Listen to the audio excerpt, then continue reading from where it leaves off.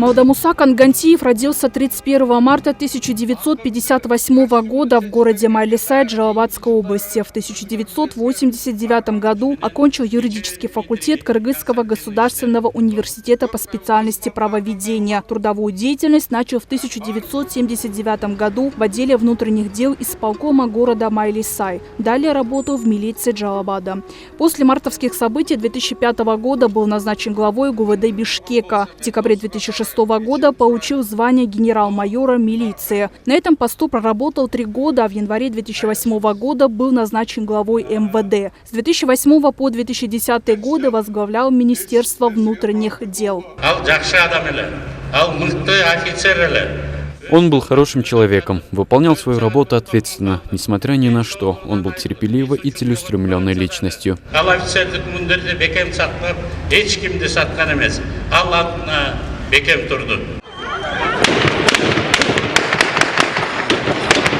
7 апреля 2010 года во время выступления против правления Курманбека Бакиева выехал в Талас, где шли самые массовые протесты. Митингующим удалось захватить министра, и он был избит толпой. По данным некоторых СМИ, его супруге удалось вызволить мужа из плена и вывести в Казахстан, но уже 26 апреля сотрудники ГКНБ совместно с российскими коллегами задержали Кангантиева в Москве, а затем доставили в Бишкек. Он был обвинен в превышении служебных полномочий и халатности. После задержания он выехал на лечение в Москву.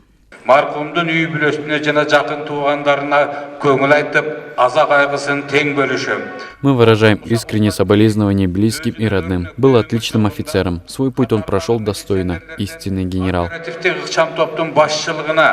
Андан егемен Кыргыз Республикасынын тышкы иштер министрine чейинки биресе мансаптуу. В июне 2018 года Госкомитет национальной безопасности, который вел расследование, объявил о прекращении дела из-за отсутствия в действиях Кангантиева состава преступления. В июле 2019 года Первомайский райсуд признал его невиновным по ранее выдвинутым обвинениям. Молдамуса Ташполотович бүткүл өмүрүн ички иштер органдарына арнап Всю свою жизнь он посвятил правоохранительным органам. Он боролся с преступностью за спокойствие наших граждан и был строгим руководителем.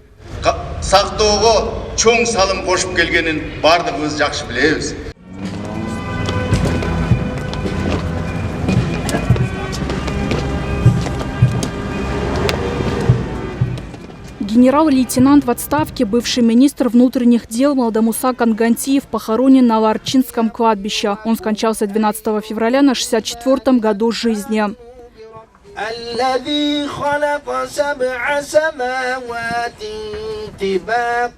Салима Дюшимбекова, Рахат Батырбекова, Автандиль Бактыбеков, СТВ.